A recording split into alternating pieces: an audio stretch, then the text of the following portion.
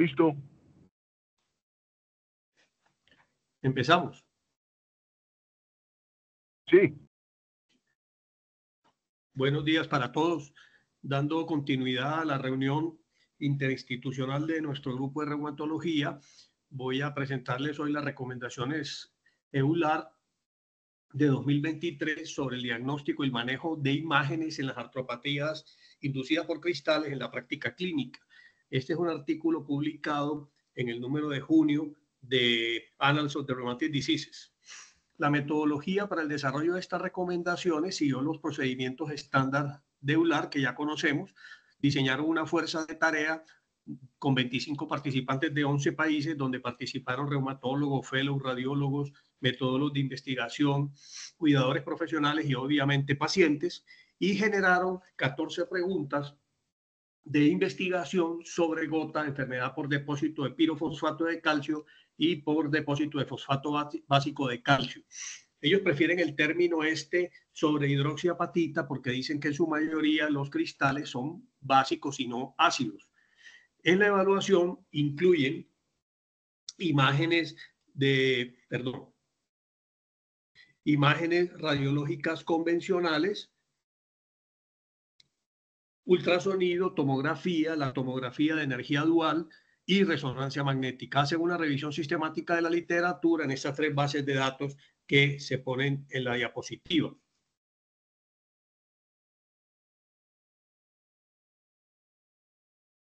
Ok, ellos tienen unos objetivos principales que son formular las preguntas relevantes sobre el papel que tienen las imágenes radiológicas en el diagnóstico de las artropatías, identificar la evidencia disponible, analizarla, informarla en forma crítica, con base en la evidencia y con base en el concepto de los expertos.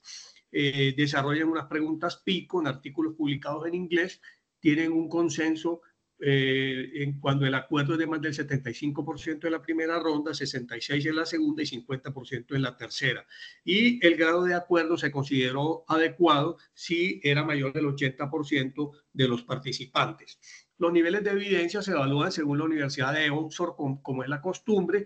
Recordemos que 1A sería revisión sistemática y metaanálisis de ensayos clínicos, 1B un ensayo clínico controlado con un intervalo de confianza estrecho, es decir, con precisión. 2A, revisiones sistemáticas y metaanálisis de estudio de cohorte. 2B, estudios de cohorte, y de ahí hacia abajo el nivel de evidencia es menor. La evaluación de la calidad metodológica, dependiendo obviamente del diseño del artículo, si era ensayos clínicos era por el instrumento de la colaboración Cochrane, si era una revisión sistemática con este nuevo método que ustedes ven acá, que es el ROBIS, y cuando eran estudios de observacionales, estudios de cohorte o estudios de casos y controles con la escala de Newcastle-Ottawa. Estas son las 14 preguntas, no las voy a detallar, las vamos a desarrollar y basta con decirles que incluyeron todas las preguntas que uno quisiera hacerse en la práctica clínica sobre la utilización de esto de los cristales. 5 principios generales. El primero de ellos dicen que las artropatías cristalinas se caracterizan por presentar episodios agudos e intermitentes de inflamación, pero que pueden tener un curso crónico con periodos de exacerbación.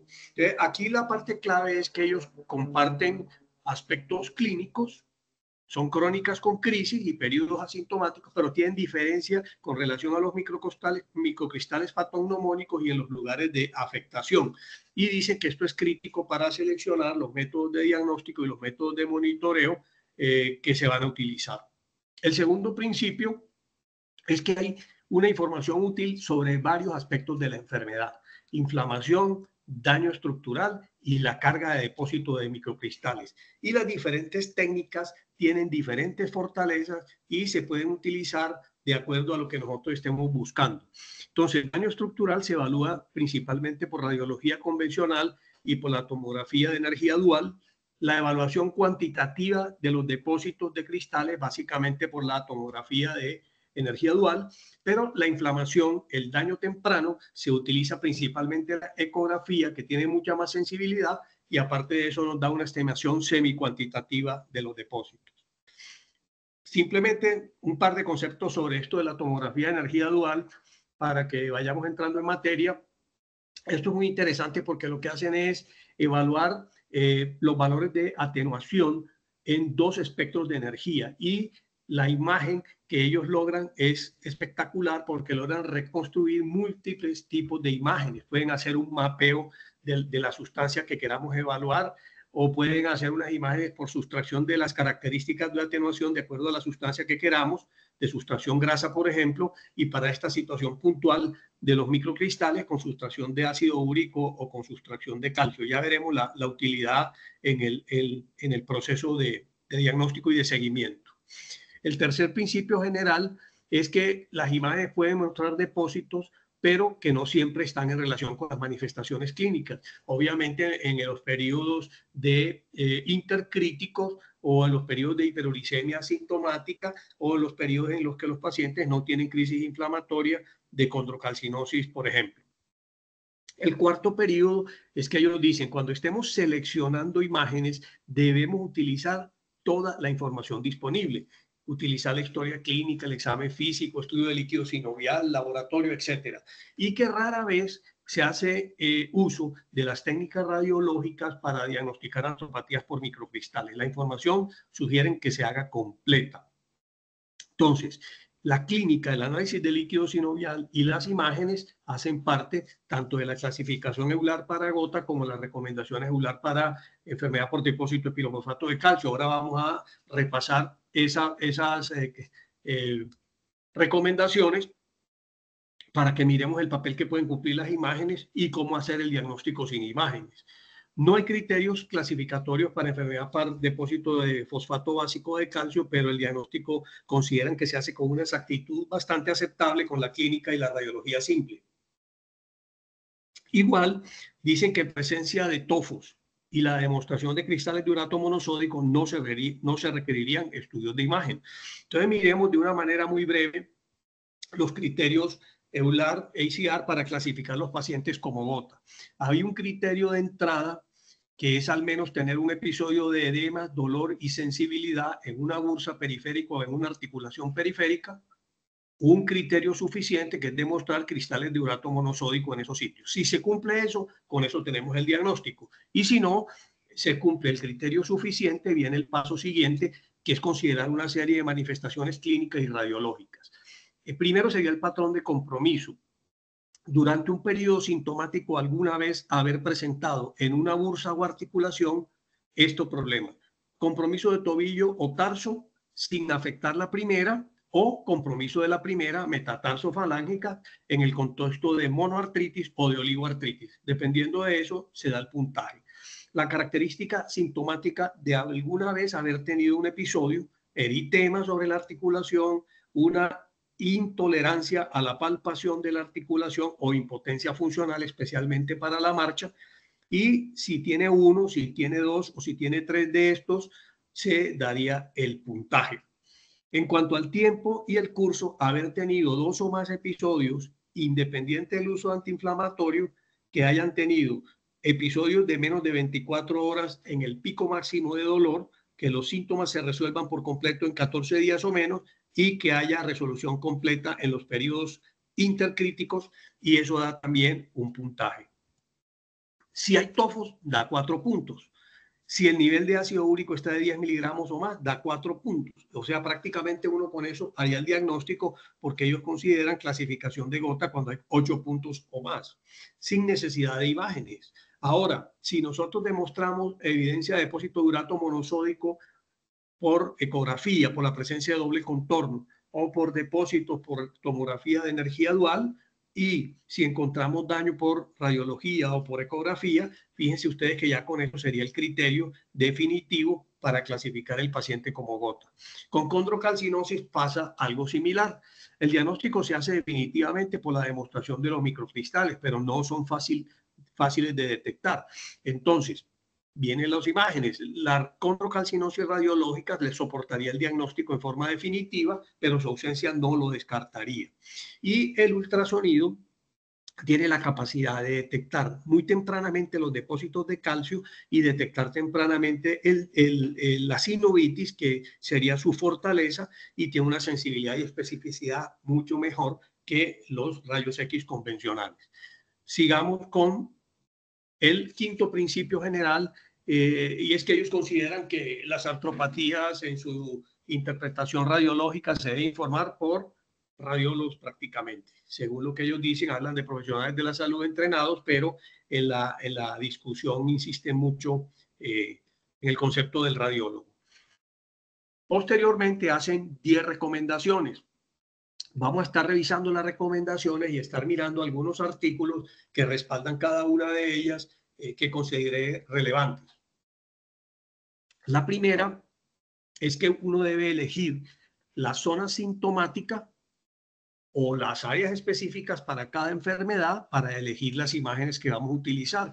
Y esa recomendación tiene un nivel de evidencia, un grado de recomendación, un grado de acuerdo bastante altos porque tienen buen respaldo en la literatura. Enfatizan el término de área para llamar la atención sobre el compromiso periarticular de tendones, de ligamentos potencialmente comprometidos. Y el ultrasonido y la tomografía de energía dual se pueden utilizar para mirar los depósitos de urato monosódico en periodos asintomáticos. Y eso es muy importante porque nos sirve también para el control metabólico, como vamos a ver posteriormente.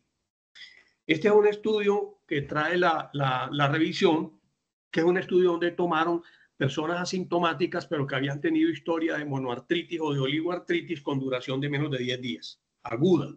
Y le hacen un estudio con tomografía de energía dual y miren lo que encuentran ellos. Encuentran que en el 56% de esos pacientes se demostraban cristales de urato monosódico en los pies, incluyendo los tobillos, en el 78% en la muñeca, en rodilla y en codo fueron menos frecuentes. Esto me pareció muy interesante, esto de las manos, porque siempre estamos centrados que la gota es una enfermedad que afecta principalmente los pies, y fíjese que en pacientes en esos periodos intercríticos tenían muchos depósitos, por lo menos un porcentaje alto de ellos tenía depósitos de urato monosódico en las manos. La segunda recomendación, ellos dicen que el ultrasonido y la tomografía de energía dual son las modalidades recomendadas en el diagnóstico de la gota. Nivel de evidencia alto, grado de recomendación alto, porcentaje de acuerdo del 100%. Entonces, estas técnicas son preferidas sobre la radiografía y sobre el TAC. ¿Por qué? Porque la revisión sistemática encuentra una gran cantidad de artículos que respaldan este concepto. Obviamente que la elección dependería del escenario clínico, de la experticia y la disponibilidad. Y aquí viene la clave, y es que en enfermedad temprana la ecografía sería el examen de elección porque tiene una gran capacidad de detectar sinovitis, mientras que la tomografía dual y la ecografía serían capaces de detectar los depósitos de cristales. Pero esto de la sinovitis, la ecografía tiene una gran importancia. Ahora vamos a mirar los hallazgos de cada una de estas cosas. Entonces, desde hasta qué punto la ecografía serviría en la medición o en la detección de esos cristales o de esos depósitos en gota, y aparece referenciado este artículo de Omeract, donde ellos clasifican los hallazgos ecográficos en un score para doble contorno, que explicaría sinovitis, un score para la presencia de tofos y otro para agregados, y cada uno de ellos sería ausente, posible, definitivo y digamos grave, ¿cierto? Entonces, el doble contorno, que implica la presencia de sinovitis, la presencia de tofos, este sería el definitivo y grave, la presencia de tofos, o la presencia de agregados de ácido úrico periarticular o articular, o urato monosódico más bien. La tercera recomendación es la siguiente. Dice que cuando estén presentes los hallazgos característicos por ecografía o tomografía dual, no se requiere examen de líquido sinovial. Ya con eso tendría uno el diagnóstico definitivo. El nivel de evidencia, el grado de recomendación y el porcentaje de acuerdo fue alto. Sin embargo, fíjense que aquí no fue del 100%, a diferencia de la recomendación anterior. Ahora, hacen algunas aclaraciones. el diagnóstico definitivo, o sea, la marca de la gota es la demostración de cristales de urato monosódico, o sea, birefringencia negativa intracelulares, pero esto no siempre está disponible. Entonces, sí sugieren que como regla general siempre se haga la punción articular buscando que no vaya a haber una infección o la coexistencia con otros cristales. Pero también conceptúan que las imágenes no son 100% específicas y que deben interpretarse con cuidado, y como concepto de expertos que a mayor variedad de hallazgos, mayor certeza en el diagnóstico. Entonces traen un artículo interesante que es este, en el cual en el contexto de la medicina familiar se propone algún modelo para diagnosticar la gota sin necesidad de hacer punción articular por la falta de experticia. Entonces tienen ellos una población de pacientes diagnosticados como gota por su médico de familia por episodios de monoartritis. 209 de ellos con demostración de cristales de urato monosódico y 119 sin demostrar los cristales.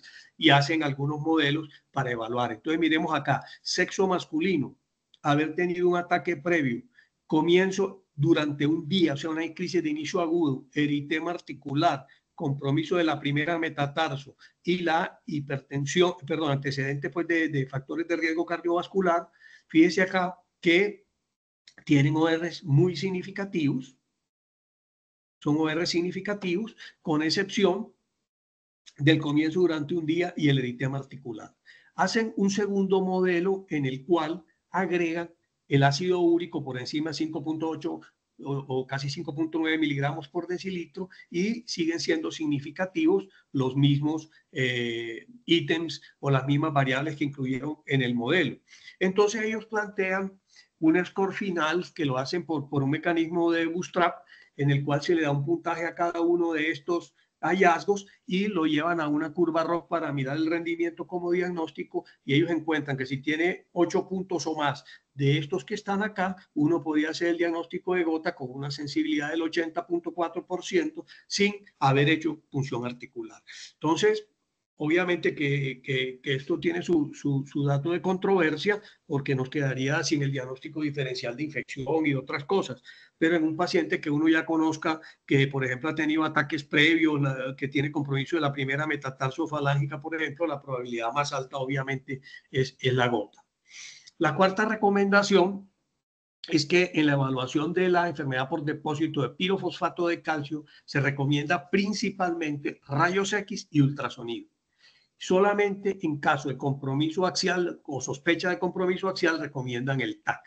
Fíjense que los niveles de evidencia, el grado de recomendación y de acuerdo son muy altos. Ahora, el diagnóstico se podría hacer sin imágenes, simplemente demostrando los cristales, pero son difíciles de detectar. En el líquido sinovial, la mayoría de los casos requerirán las imágenes. Y en los estudios tempranos encuentran evidencia de que tiene mejor desempeño la ecografía que la radiografía, porque puede encontrar depósitos muy pequeños que no son detectables con los rayos X, pues con la limitación de la ventana acústica de ciertas localizaciones del compromiso, ¿cierto? Ambas en enfermedad periférica tendrían utilidad. Acordémonos entonces que los cristales de pirofosfato de calcio son de birefringencia negativa o débilmente positivo. Entonces es muy difícil encontrar los cristales de pirofosfato de calcio en el líquido sinovial si no hay una experiencia grande en su búsqueda. Este es un caso reciente de una paciente hospitalizada acá en el hospital con un cuadro de una pseudosepsis por microcristales, pero lo que quiero enfatizar aquí es lo de las imágenes, la gran utilidad que tiene la radiografía simple en la detección de la condrocalcinosis, que es el término radiológico de la enfermedad por depósito de cristales de pirofosfato de calcio. Y es muy interesante, las manos de esta paciente tienen una artritis, una osteoartrosis o una osteoartritis muy inflamatoria, pero fíjense ustedes que se detectan algunos microcristales. Aquí está cálcicos periarticulares. Miremos acá la calcificación del fibrocartílago. No digamos que uno podría descartar que esta paciente, además de tener la enfermedad por depósito de pirofosfato, también tuviera enfermedad por depósito de fosfato básico de calcio. Aquí en este acercamiento vemos estas calcificaciones periarticulares y la calcificación del fibrocartílago triangular del carpo, que es característica de la condrocalcinosis. En el hombro de esa señora había algo muy interesante, que era la presencia de esta imagen en forma de nube en la articulación glenumeral, pero aparte de eso también tenía un componente periarticular aquí en la tuberosidad mayor. Entonces, por eso pienso que podría haber la coexistencia. Como esa señora estaba con un cuadro inflamatorio muy marcado, se le hicieron imágenes pulmonares y me puse a mirarlas en detalle y miren esto tan llamativo, en este TAC de tórax, este corte lateral que mostraba la calcificación periarticular aquí en el hombro izquierdo de la paciente. Muy bien. Continuando con la misma recomendación, la evidencia recopilada en la literatura habla de que los cristales se detectan con facilidad en el cartílago, pero la parte de sinovitis como tal es muy difícil de detectar en esta enfermedad por estas técnicas de radiología simple. Y lo otro que ellos consideran es que hay una validez de apariencia muy grande de que la tomografía sea de utilidad, pero ellos no encuentran una utilidad evidenciada en la literatura, aunque hay algo importante y es que cuando hay compromiso axial parece que el TAC tendría su lugar. Y en ese contexto está lo que se llama el síndrome de la apófisis odontoide coronada en la artropatía por cristales de pirofosfato de calcio. Esta es una serie de la literatura de un número importante de pacientes seguidos en la Universidad de Kansas que tienen enfermedad por depósito de pirofosfato de calcio. Fíjense que la radiografía simple no mostraba depósitos llamativos, simplemente mostraba una rectificación ahí de la columna cervical, pero en el 59% de los pacientes ellos encuentran calcificaciones periodontales en el TAC. Mírenla acá, en este corte y en este corte lateral se ve muy claro. Y ese es el concepto que ellos llaman de apófisis odontoides coronada. Siguiendo con esto de la utilidad del TAC y de la resonancia en el compromiso axial de esta enfermedad, aparece esta imagen recientemente en artritis y reumatismo de un paciente con un dolor muy intenso en la articulación temporomandibular derecha y miren la condrocalcinosis tan marcada que tenía este depósito cálcico importante a nivel de la articulación temporomandibular derecha. Muy bien. La quinta recomendación se refiere a la enfermedad por depósito de cristales de fosfato básico de calcio. Dice que es necesario utilizar imágenes porque prácticamente detectar los microcristales es casi que imposible. La radiografía convencional y la ecografía serían las modalidades recomendadas. Aquí el nivel de evidencia es menor porque tenemos solamente estudios de cohortes, de modo que el grado de recomendación también baja. La gran dificultad que tiene la detección de estos microcristales es que son microcristales pequeños que solamente se detectarían por microscopía electrónica y que se sospecharían en presencia de esta coloración, que es la coloración de rojo alizarina en el líquido sinovial, que tiene la capacidad de teñir, llamémoslo así, partículas cálcicas. La radiografía simple muestra estos depósitos periarticulares de calcificaciones ovoides y la ecografía tiene una utilidad importante según recomiendan ellos. En esta referencia también del artículo puede haber una calcificación lineal del cartílago como un anillo hiperecoico o ya los depósitos de fosfato básico de calcio que son así hiperecoicos o lesiones hiperecoicas con un contenido central hipoecoico. O en este caso de este paciente con un dolor agudo que mostraba el reborde articular con al aumento de la densidad y estas lesiones erosivas y la presencia de líquido a nivel de la articulación glenohumeral. En la resonancia de este otro caso que traen referenciado en T1 y en la imagen con supresión de grasa se logra ver la calcificación del supraespinoso, de modo que las imágenes tendrían esa utilidad y estarían por encima de la búsqueda de estos cristales en el líquido sinovial por las dificultades anotadas. La sexta recomendación tiene que ver con la utilidad de las técnicas radiológicas en el seguimiento de una enfermedad como contexto metabólico. Y eso es importante, ¿cierto? Porque la eco y la tomografía de energía dual pueden evaluar la carga de depósito de cristales de urato monosódico en este caso. Ahora, la ecografía también puede utilizarse para inflamación, por lo que decíamos del doble contorno. Ambas modalidades informan sobre el seguimiento metabólico, la radiografía solamente para el daño estructural, y viene la pregunta, ¿cada cuánto repito las imágenes? Y eso no tiene una respuesta todavía. De nuevo, el nivel de evidencia es un poco más bajo, aunque hay un grado de acuerdo grande, pero la evidencia se basa simplemente en estudios de cohortes. Entonces, ¿qué tiene la energía, la tomografía de energía dual? Limitación en el diagnóstico temprano porque no es capaz de detectar sinovitis ni pequeños depósitos de urato monosódico. Pero tiene una fortaleza muy grande y es que es la técnica de medir en forma cuantitativa los depósitos y que es muy sensible al cambio en el tamaño, llamémoslo así, o en la carga de estos depósitos. La ecografía, en cambio, es muy útil en sinovitis, también sensible al cambio, aunque sea semi-cuantitativa, como ya vimos, y la radiografía simple solo sirve para mirar daño, ¿cierto? O sea, para evaluar enfermedad a largo plazo. Ahora, sin evidencia, concepto de experto, la fuerza de tarea considera que es razonable hacer un monitoreo al cambio en el depósito de los cristales al año en los pacientes con gota. En enfermedad por depósito de pirofosfato y de fosfato básico de calcio no se recomiendan imágenes seriadas. No se recomiendan imágenes seriadas, no encontraron la evidencia de que sea útil repetirla. Hablan pues de que sí podría ser de utilidad en los casos de progresión rápida, en los cuales haya que sospechar un diagnóstico diferente o que haya pues cambios relacionados con la gravedad de la enfermedad. En la recomendación 8 hablan de que en gota es fundamental o es importante determinar la cantidad de los depósitos para prevenir futuros recaídas. De nuevo, con un nivel de evidencia con base en estudios de cohorte, y aquí en este el grado de acuerdo no llegó al 80% que ellos consideraban como límite, digamos, ideal, ¿cierto? Ahora, este artículo que vamos a mirar enseguida muestra que si disminuye 50% más el tamaño de los tofos durante los primeros 6 meses de tratamiento, esto correlaciona claramente con una disminución en el riesgo, en el número de recaídas de los pacientes.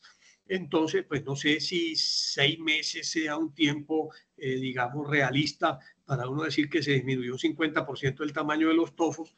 Esto dependería del momento en que uno encuentre la enfermedad. Con relación a cómo se correlacionarían los depósitos con la presencia de crisis en personas con hiperuricemia asintomática, no encuentran, digamos, evidencia suficiente. Y el grado de acuerdo fue bajo porque el número de artículos también fue bajo. Entonces miremos este artículo que les decía. Es un artículo en el cual quieren evaluar la tasa de recaídas en un grupo de pacientes con gota, en los cuales tienen evaluando el Take to Target o el Type Control para mirar cómo podemos predecir la presencia de recaídas. Entonces, la primera sería recaídas entre el mes 9 y en el mes 12. Miremos aquí las variables en el modelo ajustado.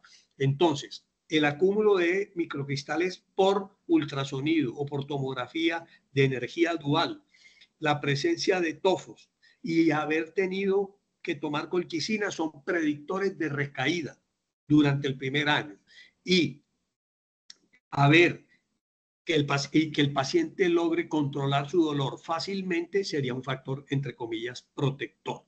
Y a 2 años, en el análisis ajustado, solamente los depósitos por ultrasonido y por tomografía se asociaron significativamente al riesgo de recaída. Entonces, fíjense que solamente las imágenes fueron capaces de predecir recaída durante el primero y también durante el segundo año de evolución de la gota. Entonces tiene esa utilidad grande y nosotros no estamos como acostumbrados a mirar a los pacientes con gota evaluando, digamos, la carga metabólica con estas técnicas, a ver qué tamaño tiene de depósitos, etcétera. La otra cosa que esto enfatiza y que podría ser un cambio como en ciertos paradigmas y ciertas indicaciones de terapia hipoglicemiante es que controlar un 50% del tamaño de los tofos disminuiría significativamente el riesgo. Ellos dicen que eso podría modificar esa conducta que tenemos de dejar los hipoglicemiantes para condiciones muy precisas que podrían estar más en relación con enfermedad avanzada que con enfermedad temprana. La 9ª y la 10ª recomendación son muy puntuales y hasta sería la finalización del artículo. Ellos dicen que si se requiere examen de líquido sinovial, la ideal sería funcionar los sitios anatómicos con ecografía si el sitio de acceso es difícil. Es un nivel de recomendación de experto, llamémoslo de esa manera, pero fíjese que el grado de acuerdo que tienen es muy alto.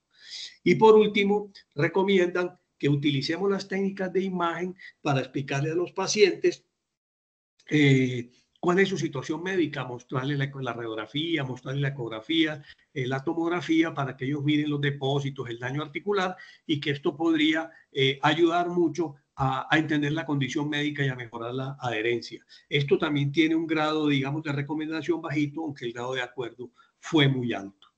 Esto, en resumen, es lo que dice el artículo y espero que haya quedado claro y que tengamos oportunidad de algunas discusiones.